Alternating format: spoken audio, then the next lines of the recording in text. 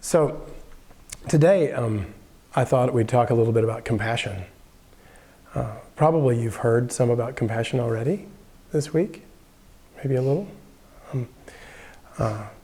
Typically, when we talk about what compassion is, I think I'm going to go ahead and start by giving a definition of compassion, kind of to work from. But I actually think that most of today I will talk about barriers or obstacles to compassion and ways of working with those. Because I think that most of us can agree that, as His Holiness says, compassion is a good thing. Right? I think most of us, when we spend a little time thinking about it, it makes sense to us that, gosh, compassion is a good thing. We should have this in our world, we should have this in our lives. Which really begs the question, why don't we have more of it? Why is it such a struggle? Why, when we look around at the world, at all the things that are happening in the world, why isn't there more compassion? And I think that there are some reasons for that, and that if we understand the reasons, then it makes it a lot easier to bring compassion into our own lives and to extend it to others and to help others bring it into their lives. Does that make sense? And so, let's start with our definition of compassion. And it's interesting because I hear folks talk about it all the time. Well, everyone talks about, no one understands what compassion is. I feel like the definition of compassion is rather easy to find. You can look in the dictionary, right? And the definition you find in the dictionary is very consistent to what His Holiness has to say about compassion. And so actually, I think the reason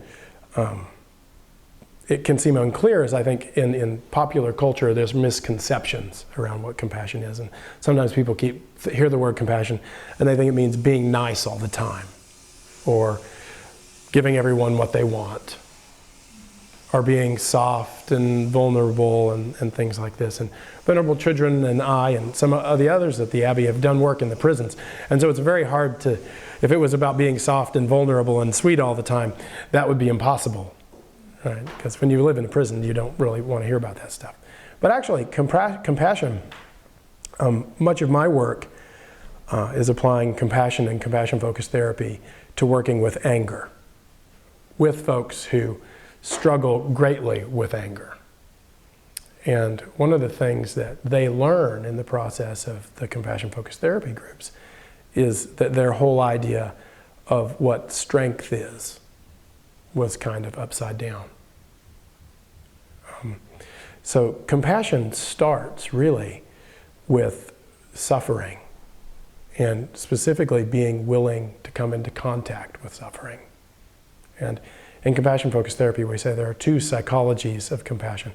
The first psychology of compassion is one of sensitivity, being moved when we encounter suffering, being aware of it. When we see it, kind of letting it in, being willing to come into contact with it. And I think particularly in this day and age, that's kind of a courageous act. I think that we live within a culture that sends us messages that aren't very helpful. And I think a lot of these messages are sort of, and it's not, you never hear anyone say it like this, but in terms of the media and the imagery that we're kind of constantly bombarded with, I think there's this sort of subtle or not so subtle sense that really we're all just supposed to sort of be happy all the time. And if we're not, then that means there's something wrong with us. Like with a capital W, wrong with us. Like, what's wrong with me? And this is sort of compounded by this tendency we have to kind of put a game face on when we're with one another. And this is the way we work with our emotions, which is really the focus of this talk today, is a lot of times the way we work with our emotions with other people is we put our game face on. So we try and look like we've got it together.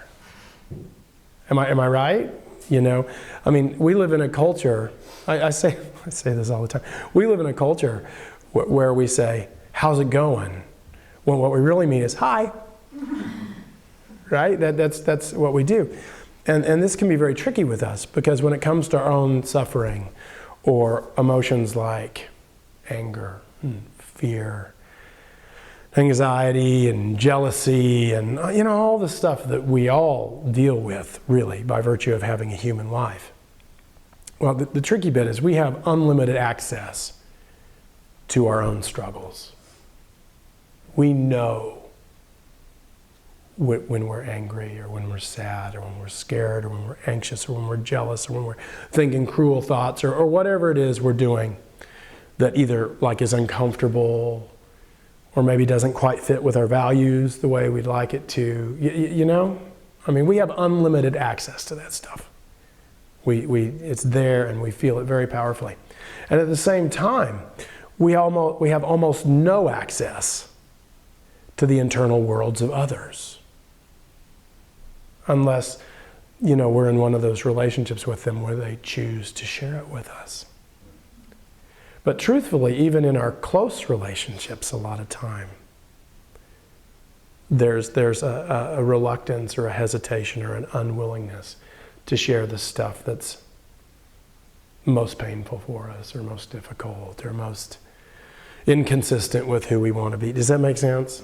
And so we can very easily go through life never sharing much or most of that stuff. And this creates a real tricky experience for us, because we have this sense of, I've got all this stuff going on inside me, and I see all of you, and you all seem to have it together. You know what I'm saying? You ever have that experience where you're walking through the world? I lost my grandmother last fall, and it just brought this home. Just a wonderful woman, a wonderful human being, and I was a wreck for at least a couple of weeks, and probably longer than that. And so I'm walking around EWU, and I'm surrounded by wonderful colleagues and wonderful students. So about every second or third person I see say, "Hey, Russell, how's it going?" Yeah. And so I'm faced with this choice between saying, "Great, how are you?" and saying, "Actually, I'm just barely making it through."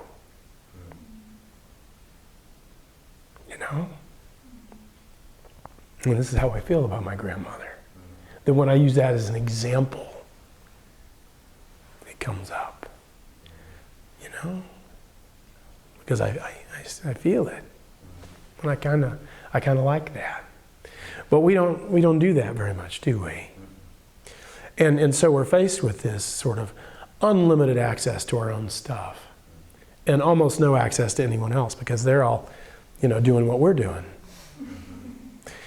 And what does that bring up in terms of our awareness? What tendency does that fuel when we say, "Gosh, I feel messed up," and you look together? Well, what's wrong with me? Yeah. And what's wrong with you all, in case you're wondering, is that you have a perfectly normal human life. Right? So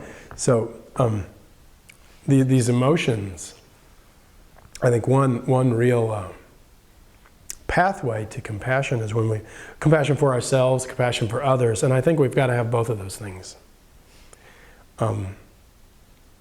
Particularly in the West, where this sense of shame and sense of something wrong with me comes up so easily.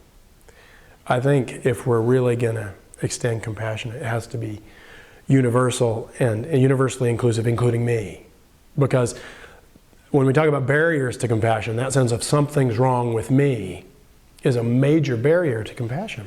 Because if I'm walking around thinking about what's wrong with me, what am I not thinking about? What am I not focusing on? I'm not focusing on other beings and how to alleviate their suffering. Do you see what I mean? Yeah. So, I think we can start with this fundamental recognition that the way I struggle, and the fact that I struggle sometimes and that I feel these emotions, anger, sadness, fear, anxiety, whatever it is, that despite all your game faces, I can be aware that actually you all feel that too sometimes. Or at least you suffer in your own way, you struggle in your own way, even though I don't see it. And if we can begin to understand that, then we can see these difficult emotions we face and the struggles we face and the feeling of like when you're doing your best and you fail anyway. You know, that's like a universal human experience. Right? We all get sick, we all die, we all experience these emotions. If instead of seeing ourselves struggle and thinking, something's wrong with me, if we could see ourselves struggle and say, this is it, you know. This is it. This is what it's like to have a human life. And this is what brings us together. Because you know, you're looking at me, I see it, you get it, don't you? Because you felt it. And so when we see, this can be a powerful basis for compassion too. When we see someone else struggling, and there's this inner knowing, oh, I get this. I get this. Maybe I don't get it how it is for you, but I get how it is for me, and there's something there, you know. And then we want to help. And that's the second psychology of compassion. The motivation, right? There's sensitivity and motivation. The willingness to be moved by suffering, the willingness to engage with it, the fearfulness to say, you know what? I choose to accept the price of admission. I choose to accept that, yes, I have a difficult human life, just like everyone else, and I will face suffering and loss, and I will feel anger, and I will feel sadness, and I will feel all this stuff that this challenging human mind gives me, and I just accept that and work with it. And you have to have the acceptance to have the second part of compassion, which is the willingness to work with it and help.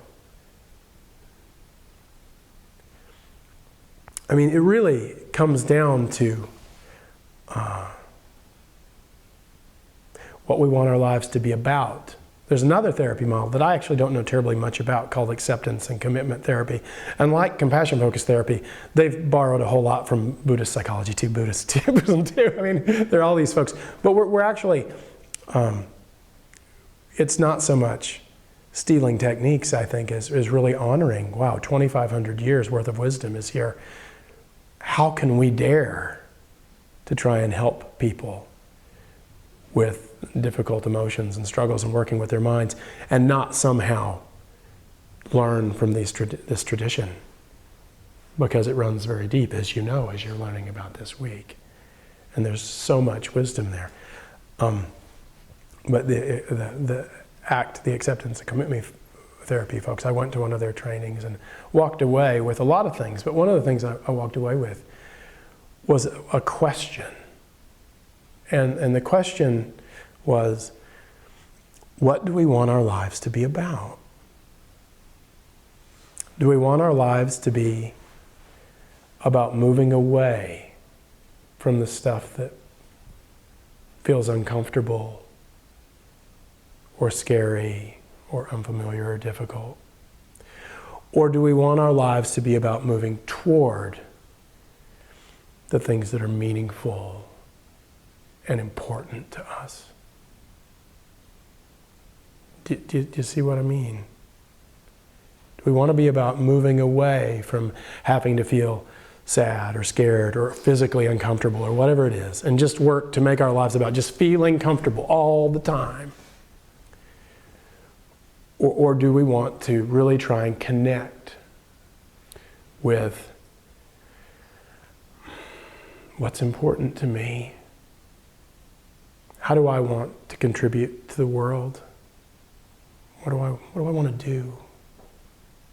How do I want to serve others? How do I want to make this place better? And there's a secret, and it's a bit of bad news, I'm afraid. And the bad news is we can't do both. We can't. Because if you make your life about trying to be comfortable all the time, it's a full-time job. It is, Because, and if you learn, if you dig deep into Buddhism, and I want you to do this, you discover understanding of things like impermanence, right? Just when we get things just like we like them, something happens, messes it up, right? And maybe it's our health, or maybe it's our physical environment, maybe it's the economy, maybe it's the politics of the country. You know what I mean? So you just keep shuffling the figures around on the board to try and stay as comfortable as you can. But it's a losing game. And it's a losing game because you have a human brain and a human mind that feels discomfort sometimes, that feels these emotions in response to things like impermanence and things like this. And this is the way it is. And so we can spend our lives about trying to stay comfortable, but if we do that, that's pretty much all we're going to have time for. It's a full-time job. And so probably, the way I finally kind of figured out, I at some point realized this is kind of a losing game. I'm not getting anywhere, but I'm still not terribly comfortable. You sort of get to the point where, okay, well, how about I try and make a life around the things that matter to me, around kindness, around making the world a better place, a more peaceful place, around maybe transforming the environments that I'm in. And you can do that. The wonderful thing about kindness and compassion is it spreads. And we're going to talk a little bit about the science of how that works, actually, in a bit. So I would encourage you to contemplate this idea of building a life of moving toward what matters to you, what's meaningful to you, those sorts of things. I'd encourage you to think about that. And I can tell you, just from my side, I can't speak for anyone but me, in many, many cases, trying to be a compassionate person and trying to live my values and trying to bring meaning into my life, I have failed many, many times. Like many times a day. But I can tell you that the extent to which I've succeeded, compassion's given me back a life that is rewarding beyond anything I'd imagined before. But part of that is to get there, you have to give up the endless quest to be comfortable. There has to be this acceptance of, okay, well, whatever arises today, I'm going to work with it because I don't have any choice anyway. We accept it. And once that happens, then it's a rather liberating thing, because then you don't have to get mad about being mad, and you don't have to get anxious about being anxious, and you don't have to, you can look, oh, look, this is how I am right now. How do I work with this? Right? But that's tricky if you've grown up in a culture that says, well, you should only ever be like this. You should only ever feel like this. So, I'd like to talk a little bit about obstacles to compassion and why it can be so tricky. Can we all agree that this quality, compassion, is like a good thing? Maybe worthy to be cultivated, right? Being sensitive to suffering. No, I mean, we have to start there, because if we don't have that, we don't have really anything. But if we all agree that this is something that we'd like to bring into our lives, this sensitivity to suffering, others, our own, and this willingness to help, and maybe even to try and help prevent, right? To try and create a world where there's less suffering to be responded to. So then we get to the point, well, why aren't we like that all the time anyway? I mean, and The reason, a big part of that reason, is the way emotions play out in our minds. You know, one of the things that I just kind of face palm at sometimes, you hear people say this, and I hope no one says this here because I don't want to offend anybody, but people say, happiness is a decision. And I know what they mean. But when I hear that happiness is decision, I just like, no, don't say that to people. Because, I mean, think about it. If you really buy happiness is a decision, I can just decide to be happy.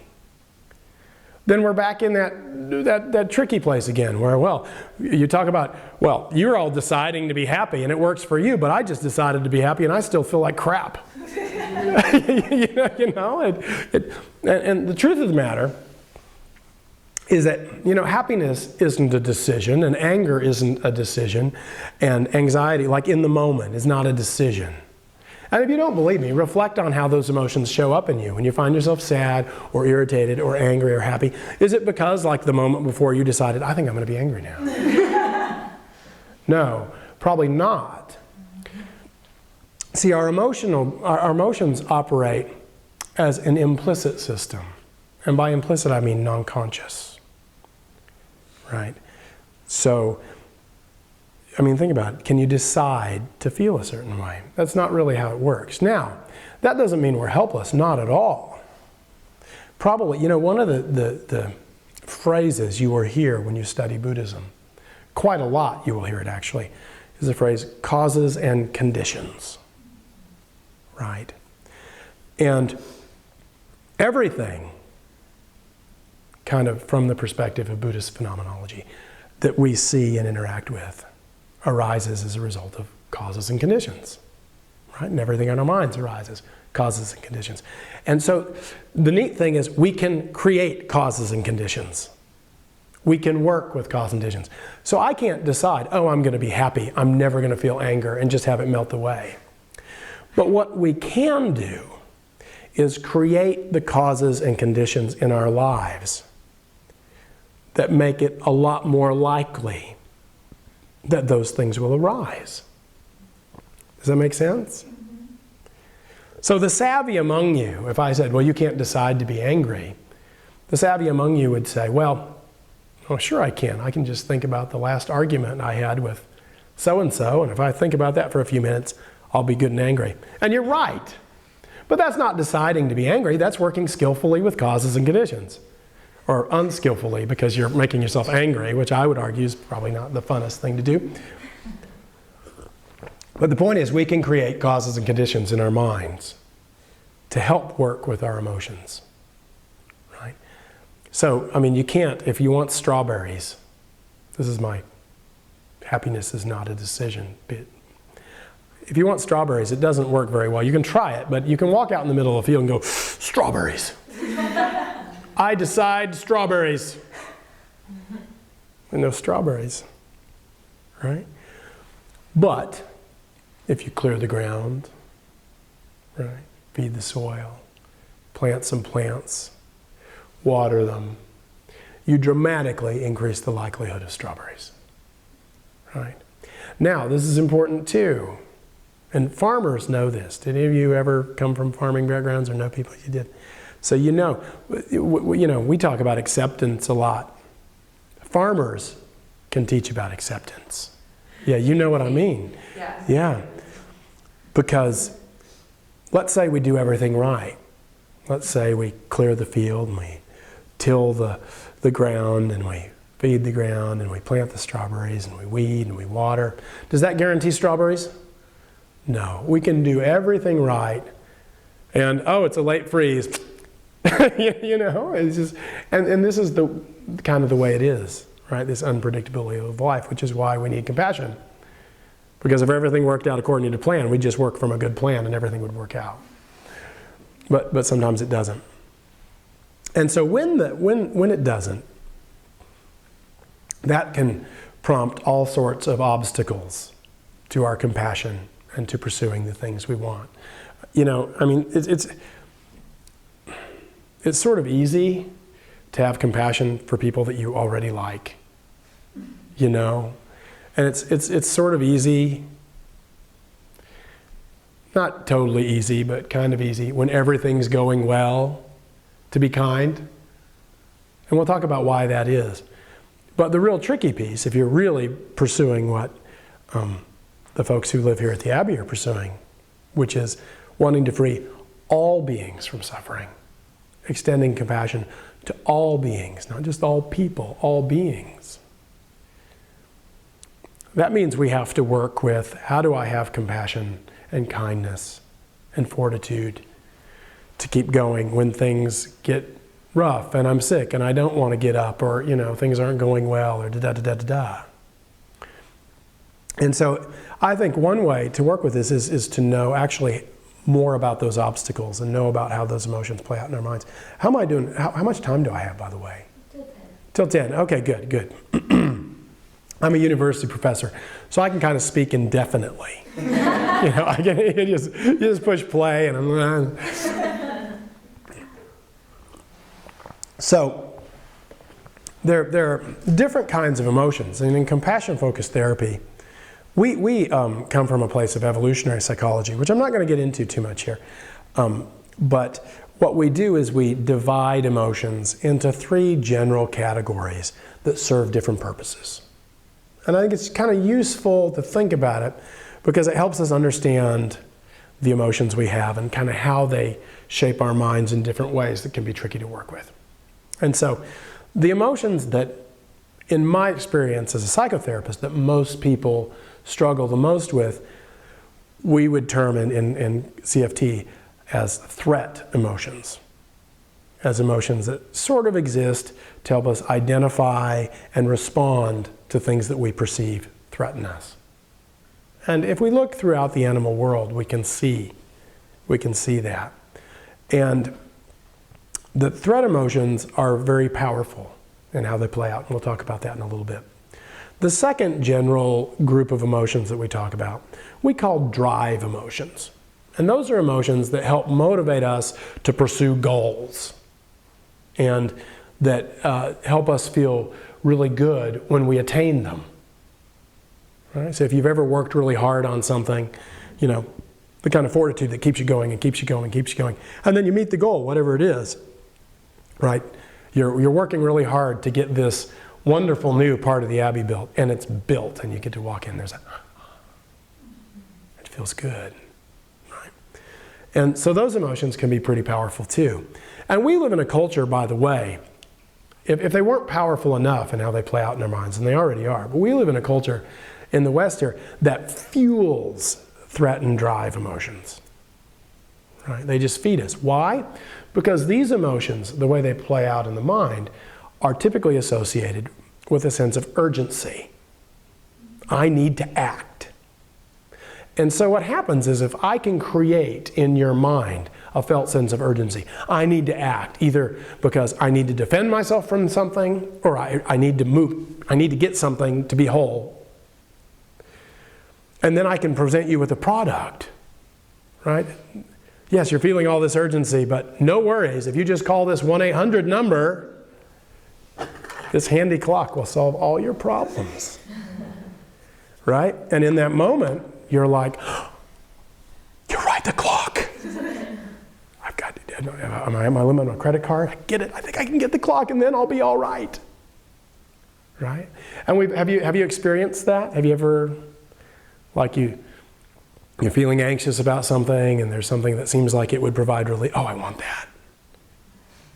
Right? Or you see something, whatever it is you like, whatever the stuff is that you like, and we all have things that we like, maybe not physical things.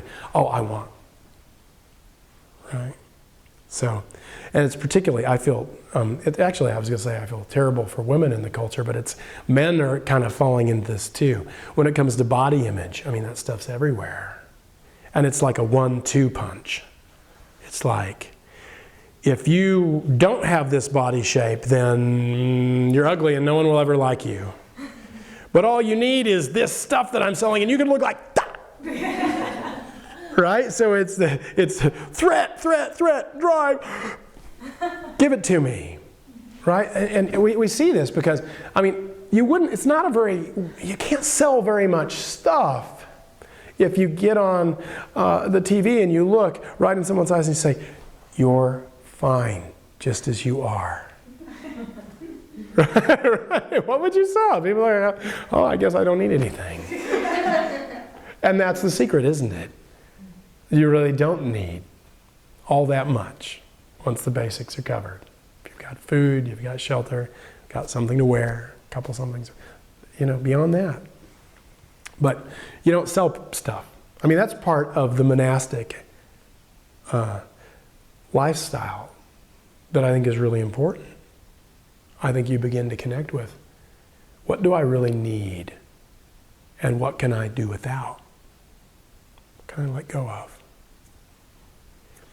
And so, as an aside, although it comes out of evolutionary psychology, and I could give you an hour-long talk on where the threat stuff comes from and where the drive stuff comes from and why that would make it more likely for certain ancestors to survive and thrive and pass their genes to us, and if you don't have it, why it wouldn't. But you don't need that from me. So let's get back to Buddhism, because we're here at a Buddhist Abbey. Let's think about this. Threat, drive, attachment, aversion. Right? These are the same things, whether you're hearing it from a scientist, whether you're hearing it from a 2,000-year-old text. These are the same things that humans have been struggling with forever. I want that. I don't want that.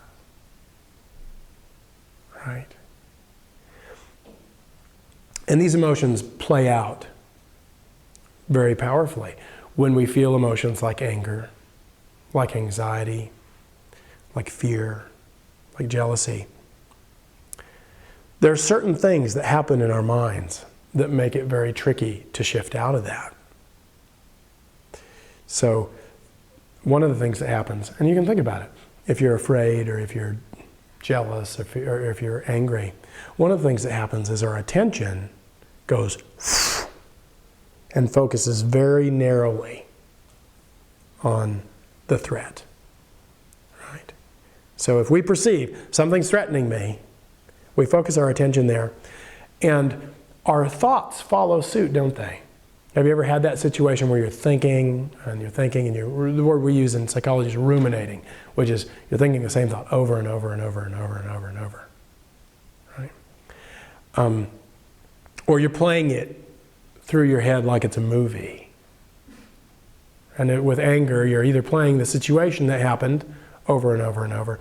And the tricky thing, by the way, is your emotional brain, the parts of your brain that process emotions, like the amygdala, they don't tell the difference very well between stuff that comes in from the outside world through our eyes and ears and through imagery, mental imagery we produce in our minds. Does that make sense? And so what that means is that mental imagery is a very powerful way to work with our minds. It's a very powerful way to shift our mind, but that can work for good or ill. I mean, this is one of the reasons, if you study Buddhism, particularly Tibetan Buddhism, there's a lot of vivid imagery work. And there's a lot of imaginal work that you're doing. And that's very, very powerful, very sophisticated ways to bring about certain mental states, to cultivate qualities like compassion and things like this. But we need to be aware that that mental imagery and our thoughts, it's like they can take us in negative directions too. It's like in the beginning of the book that Venerable Chidran and I wrote together that has been out not terribly long. We start the book with the kind of the Native American story of the two wolves. And you've probably heard this, right? A Native American elder is walking along with a child, and he's saying, within each of us we have two wolves. One is anger and jealousy and hatred and unkindness, and the other is goodness and kindness and respect and all good things. And they're at war within us all the time. And the little boy, as the story goes, says, "Well, Grandpa, which one wins?" probably know what he says, right? The one that you feed. And when we're thinking and we're imagining, we're feeding mental habits. We're making it more likely that we will think or imagine in that way in the future. So, by the way, this doesn't mean that those feelings that we all have, anger and fear and anxiety and jealousy and things like that, that doesn't mean those are bad. They're not bad, they just are. I mean, they're states that arise in us. But the thing that's not helpful is to grab them and cling to them and rehearse them. Because when we do that, when we feed our anger with mental imagery, so someone does something that makes us feel, it doesn't make us feel, something does something and we observe it and perceive it in such a way that we feel bad, right? We perceive a threat, we think maybe they've insulted us or something like this. And then we, instead of thinking about what else could have been behind that, or why would they say something like that? What could be going on for them, huh? I mean, there are a million reasons. But if instead we get caught up in the threat and start playing it over and over in our minds and thinking, well, he can't say that to me. I'm not going to take that. That's unacceptable. Playing it over in our minds and then imagining what we could have said. Yeah. Right? How many times have we done that? What we should have said, what we will say next time. So we just go over and over and over and over and over. Well, with anger, that's particularly tricky. I do a lot of work with anger. With anger, that's particularly tricky because with anger, that can even feel kind of good in some ways. It can feel like, Well, and the reason is anger is like a fight emotion. So there's a physical, the way it plays out in our bodies can feel kind of powerful. Which is why, for example, a lot of the men particularly, but a lot of the people I work with, use anger as a way not to feel other more vulnerable feeling emotions like sadness or anxiety or things like that. They just move it all into anger because it feels more powerful. Until we talk about it and they realize that, gosh, that anger is what it feels like when I run away from the scary stuff. Right? And then I say something like, well, which is more powerful? Which is stronger? Anger as running away from the stuff that scares you, or compassion, which compels us to look straight at it and work with it. What's stronger, you know? But if we feed those mental states by sticking and thinking that, playing that imagery in our minds over and over and thinking about it and perseverating about it and talking about it, the problem is that not only does it fuel a sense of discontent in the present moment, but it creates mental habits that will make it a lot easier for us to get caught in anger in the future. Does that make sense? And that plays out just in terms of mental habits, but if you look at the brain, that's how the brain works too. Every time you think something or say something or imagine something, there are networks in the brain that are activated. Cells are connections between cells are formed, and every time that network, that pattern of cells is lit up, it's strengthened. And the really tricky thing is once it's strengthened enough, it can fire almost automatically. Non-consciously, something triggers you and you get caught in that anger again. Now, that's the bad news. You know what the good news is? The good news is we get to choose, if we make the effort to, the sorts of thoughts we're going to have, the sorts of imagery we can engage in. We can choose. We can either let it happen, we can let our thoughts and our mental images and things be products of whatever triggers us and just roll with whatever that is, or we can take hold of the reins and say, no, I want to have a value-driven life. I want to have a life about moving toward the things that are important to me. So I'm going to think about, how can I be more compassionate today? I'm going to imagine things that will help me balance my mind, help me move toward those mental states. So as long as we're caught up in threat emotions, and drive emotions work in much the same way. If you've ever been in a situation that's, I want that. Again, it focuses, right? You focus your attention and you're thinking over and over, right? So we can get trapped in those states. So how do we move out of that? Well, the neat thing, in compassion-focused therapy, we talk about this all this time, there's a third type of emotions. There are two sorts of emotions that human beings tend to experience as positive. And particularly it's interesting, there are cultural differences in what we like to feel. There are some researchers that have looked at this. So if you look at, for example, at East Asian groups, they tend to prefer sort of low arousal, positive emotions. Whereas in the States, we like roller coasters, right? Well, the roller coasters, those are drive. That's drive emotion stuff, right? The thrill, the high excitement stuff. But there are different kinds of positive emotions. And the third sort of circle, we call it, there's threat, drive. The third one we call is safeness. And the safeness emotions are like, I want you to imagine a time when hopefully you're having these times this week, right? When you feel just like, you're not defending yourself against anything. You're not like feverishly chasing after anything. You're just here and you feel content and peaceful and safe. Do you know what I mean? And I ask, do you know what I mean? Because actually there are people that don't know what I mean. No, really, when I say that.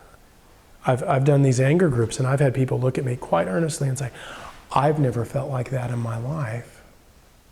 I don't know what you're talking about.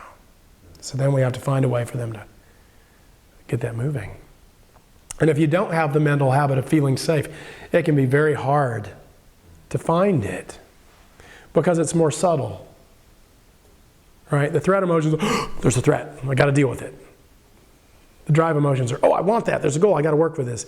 There's a felt sense of urgency around them. That's why we get ourselves into trouble, by the way, when those emotions are into play. This is a very important thing about the threat and drive emotions I want to make sure to put in here. Next time you notice yourself getting caught up in anger or getting caught up in, I want that, right? However that plays out. I mean, do you ever wonder why politicians and people like this, they're right there and they're going after and they're really doing well, and then they have sex with someone that they really shouldn't have sex with, and then it all falls apart, it gets out in the media and they do that. Because drive, focus, gotta act. Right? Anger, fear, these emotions carry with them a felt sense of urgency. And our confused minds think that urgency means the situation demands that I do something.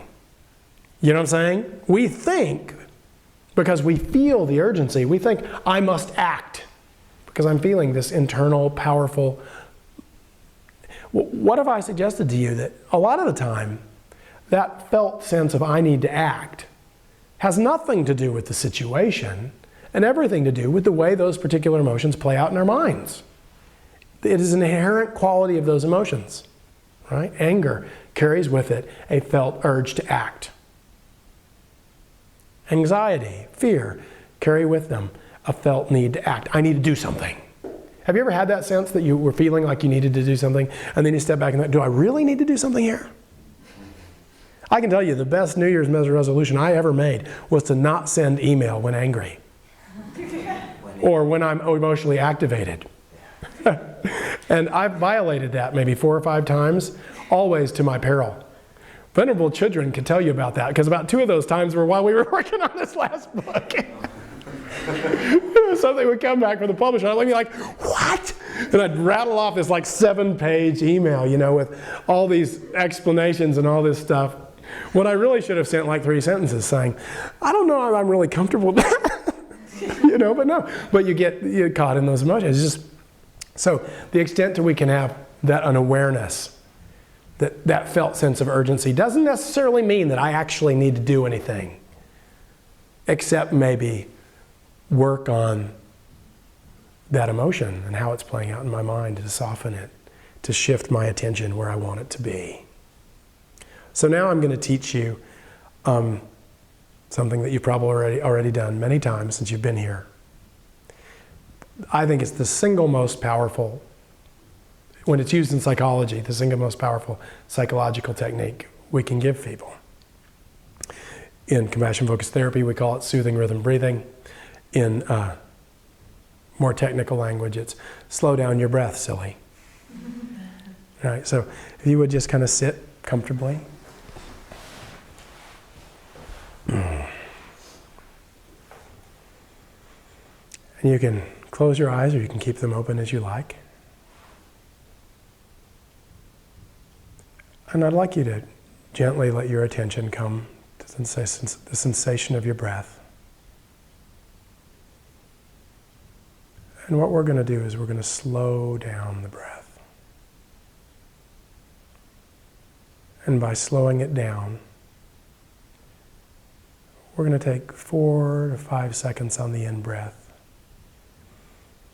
Breathing nice and deeply so we get plenty of oxygen and don't feel short of breath. And then another 4 or 5 seconds on the out-breath.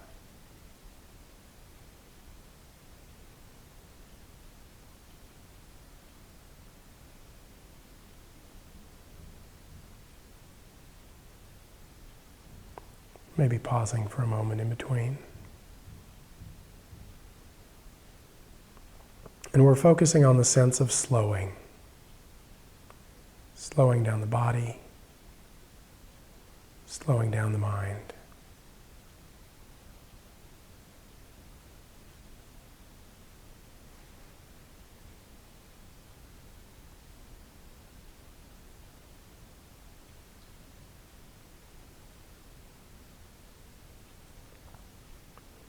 And when you're ready, you can open your eyes.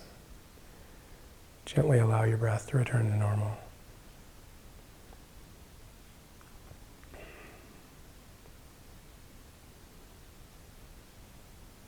So when we do this, there's a lot going on. But do you remember when I told you that our emotions operate as an implicit system, like a non-conscious system? So they react to information. We experience emotion in response to the causes and conditions that precede them. And some of these causes and conditions are things that happen out there.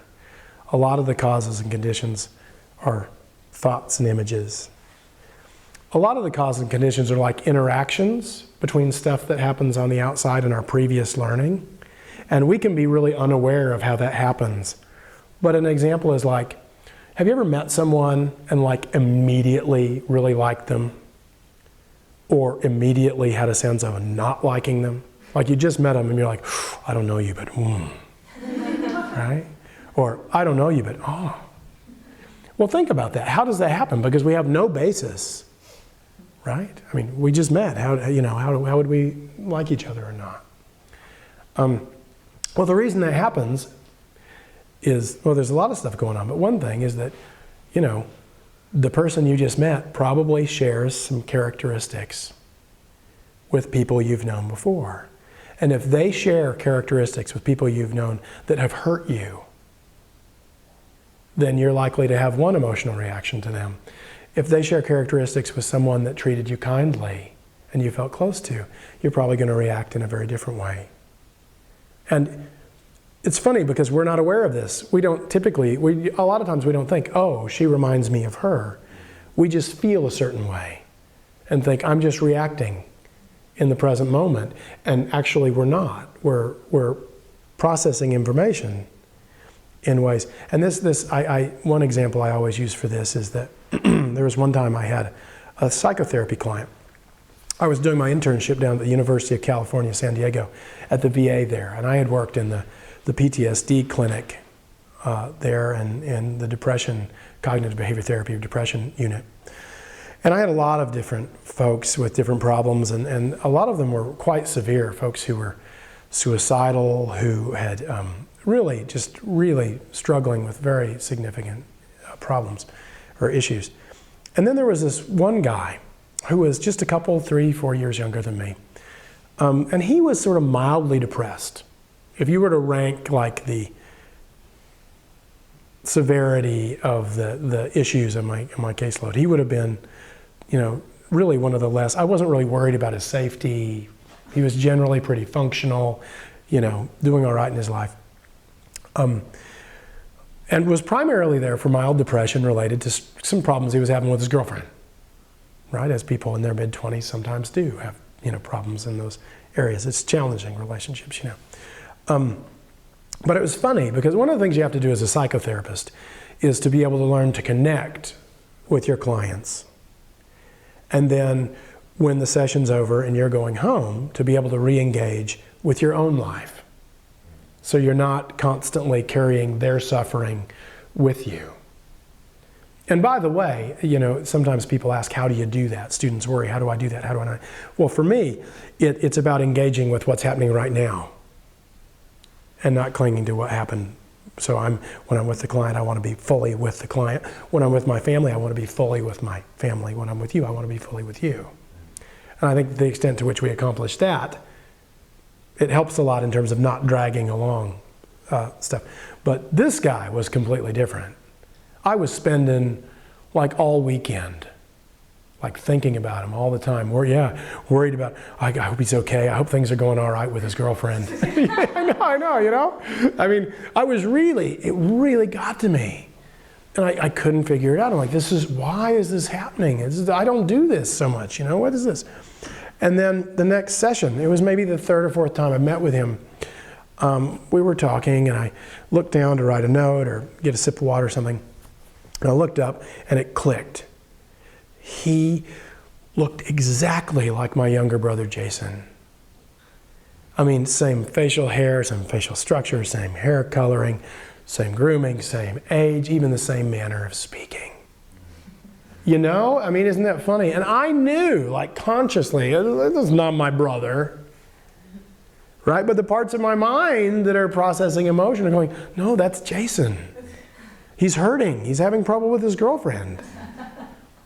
And you can't really help him because you can't do therapy with your brother. It doesn't work. And it really doesn't, I mean, I haven't tried, but no, we don't do that, right? You don't do that.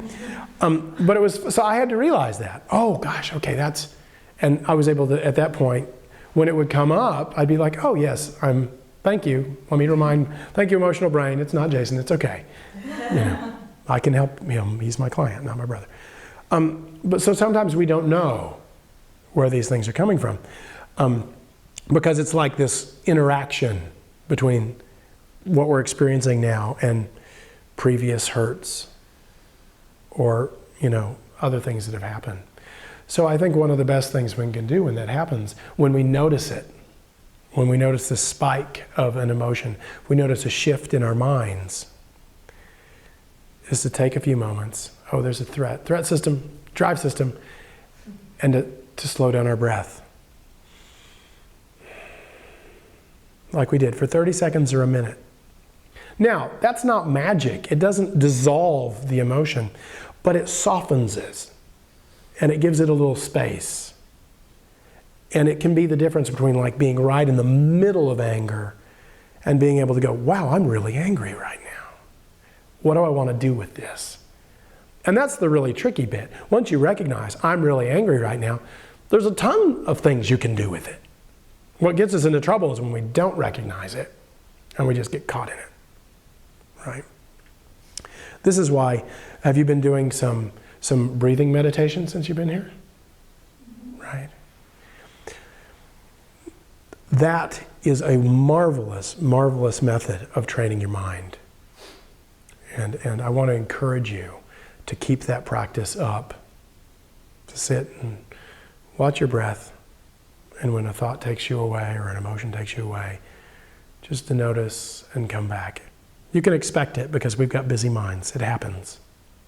And, in some ways it's kind of a good thing that it happens when we're meditating, at least in the beginning. Because that breath meditation, we're training our minds actually in at least 2 ways that are very powerful. The first is we're training our attention to stay where we want it. Right? Because our attention is an amazing thing. Awareness. Sometimes in Buddhism, we talk about pure awareness, right? Or resting in awareness. And actually, when you get past all the words and pictures and the narratives we create, what are we really but awareness? But it's tricky to rest in pure awareness because we've got these minds. Hunger. Right? So we shift. So mindful breathing, the breath is a wonderful focus of meditation because it's always there. Right? If you're not breathing, well, you've got other things to worry about, right? It's always there. But it's sort of subtle, too. It's subtle, you know. You can blare rock music, and it's sort of easier to focus on that because it's right there. The breath, it's easy to drift away from because it's subtle. And so it's perfect for mind training because it requires a little bit of effort to rest your attention there. So that's the first thing. You're learning to bring your attention where you want it. The second thing you're doing when you're sort of meditating with the breath that's really powerful is you're training yourself to notice movement in the mind. You're training yourself to notice when a thought arises, or when an emotion arises, or when a sensation arises that your mind goes to. And this is very important, to learn to notice when it happens.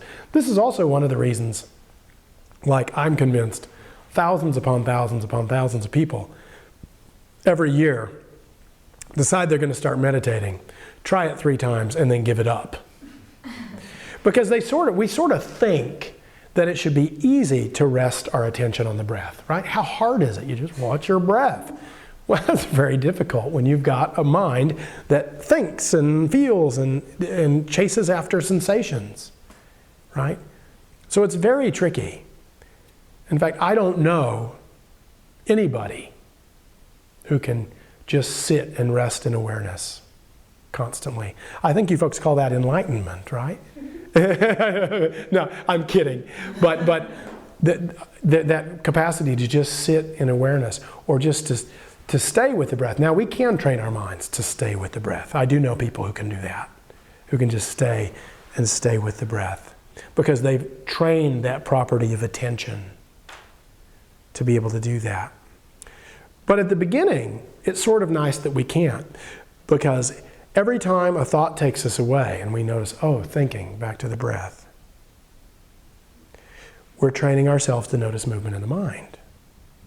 And what happens is, after you do that enough times, then when you're not meditating and a thought arises, you go, oh, look, I just had a thought. Do you see what I mean? And there's a big difference in terms of working with the mind between having the thought, she doesn't like me, and like getting caught in it and taking it to be true. How does that feel? Have you ever had that thought? She doesn't like me, he doesn't like me. It feels terrible, doesn't it? Right? But what if we have the thought, she doesn't like me, and then immediately after that we notice, wow, I just had the thought, she doesn't like me. Ouch, that hurts. I wonder what that's about. I'm feeling a bit insecure right now. What's going on with that? And then we can kind of look deeply into what's happening. So that mindful breathing trains the attention to go where we want it and to stay there. And it trains us to notice when the attention leaves. And you do that enough times, notice the thought, come back to the breath. Then your capacity to spontaneously notice shifts in your mental state. It comes about. This is how it works. And this is not, again, there's nothing magical about it. If I want to help people stop chewing their fingernails, I give them a pad of paper and a pen or a little ticker, and every time you catch yourself doing this, tick, tick. And what happens is, most people who chew their fingernails don't notice when they do it. No. But what happens is, if you this is going to make an interesting YouTube video. But if you start keeping track of it, whatever it is, if you keep track of it, you're training your mind to notice when it happens. And mindful meditation is the same way. You're training self to notice things arising in the mind. So, I've got about 15 minutes left, so I want to talk more about this third group of emotions, because I think this is the royal road to compassion for us, and it's the royal road to helping others bring compassion about in their lives. Because here's the secret: everything works better when people feel safe. When a threat comes up, and anger or threat emotions come up, when we perceive a threat, attention narrows, thinking narrows. When, oh, I need to do this, I want to do this, we're heart in pursuit of a goal, attention narrows. When we feel safe, and a lot of times that occurs through connection with others, which is why having a community, a monastic community, can be really, I think, helpful in this way. When we feel peaceful, when we feel contented, what happens is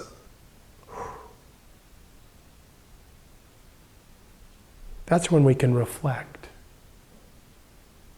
And this happens sort of naturally. When we feel safe, we naturally become more reflective. That felt sense of urgency dissipates. We naturally become more pro-social. There's a whole set of studies that shows that when we feel socially safe, altruism just kind of arises on its own accord. We're much more likely to want to help others when we feel like we're cared about and supported. Right? It's very hard for us to do that when we're on the defensive and we feel threatened, because those emotions, the way they play out in our minds, are very powerful. It's hard to think about others when I'm in danger. But the neat thing is that we live in a world now where we're almost, there are a lot of people that this isn't true for, and we need to help them. But those of us in this room, at least I would assume, I hope, live in a world where most of the time, physically speaking, we're pretty safe. Does that make sense? And so although we may perceive, oh, there's a threat, most of the stuff we perceive as threats are like social things. Someone didn't treat me as respectfully as I would like, or someone doesn't seem to like me as much, or it's that kind of stuff.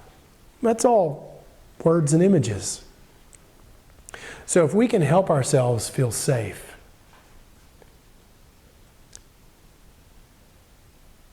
well, that's setting the causes and conditions for qualities like kindness and compassion to arise.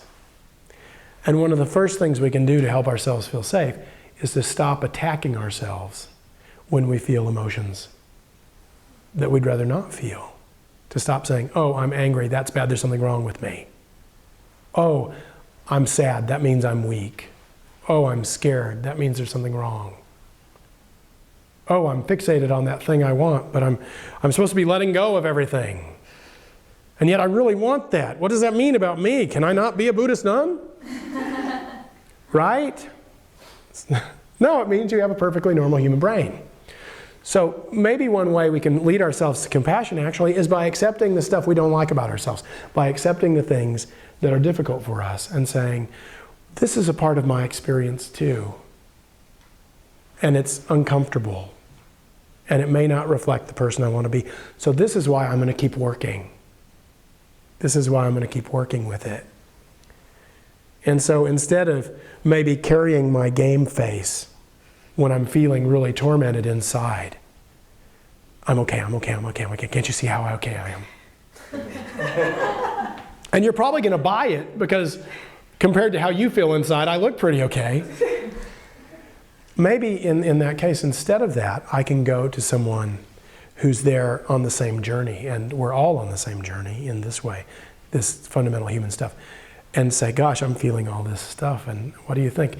And maybe they'll say, like you would say to someone you cared about, something that would be reassuring, or a suggestion that would be helpful. What if we go for a walk and recite Om Mani Padme Hum, and remind ourselves that within each of us is this really basis of goodness. and kindness, and see if we can get back to that together. Does that make sense? Because when we help ourselves feel safe, then that stuff, there's this reflectiveness that happens. There's room to think, what do I want to be? How do I want to be? And when we help others feel safe, we help create the causes and conditions for those things to arise in their minds. If you think about it, think about the arguments you've gotten into. Have you ever been, maybe you're having a conversation, imagine you and I are having a conversation about something really easy, like politics or religion or something. And let's imagine that we disagree. Like I like candidate A and you like candidate B, and I don't like candidate B at all and you don't like candidate A at all, and then we're just completely at loggerheads over this. And imagine that we're in this, and I don't feel heard. It's very important to me. I'm feeling this urgency that comes with the threat response, right? And I don't feel heard. Yeah. So what's my inclination? If I roll with that threat response, behaviorally, what am I likely to do? I might talk louder, I might lean in, I might even get up kind of big and try to, because I want to get it through. I want to get the message through, right? And that's going to help, isn't it? If I talk more loudly and I lean in and I talk more emphatically, that's going to make the message get through even better to you, isn't it? No. In fact, what emotions is that going to trigger in you? Probably the same thing. The same thing. And are you going to feel heard? No. No. So what might you do? We either lean in, or a lot of times people shy away. Yeah. He might start actually by not feeling heard, and his threat system gets going, and maybe your voice goes up too, and you speak for him, and we're going bop, bop, bop, bop, bop, bop, bop, and we get back and forth, and then at some point one or the other of us goes, oh, to heck with it. To heck with you. This is hopeless. And have you ever had those conversations? They escalate, and then one or the other goes, to heck with it. Right? But what if we're having this conversation? Remind your name, sir? Andrew. What if Andrew and I are having this conversation, and it's happening like that, and neither of us feel heard, and it's beginning to escalate like this, and then I have a moment where I realize, oh wow, my threat system has got control, and I'm feeling the urgency and all that. And so I take a moment, and I just let Andrew keep going, because he's doing what I'm doing, and we're just doing this thing, and I take a moment, and I slow down my breathing, and I realize, okay, I need to shift. I need to help myself feel safe. Slow down the breathing. And imagine that I came to Andrew and I said, just a second. Andrew, I just wanted to say, this is important to me, and I'm aware that I've been doing a lot of talking and even shouting and not very much listening. I've just really got caught up in it, and I'm sorry about that.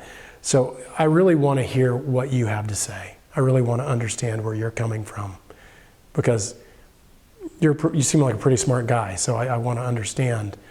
So could you tell me again what your perspective is, so I can make sure to get it? Yeah.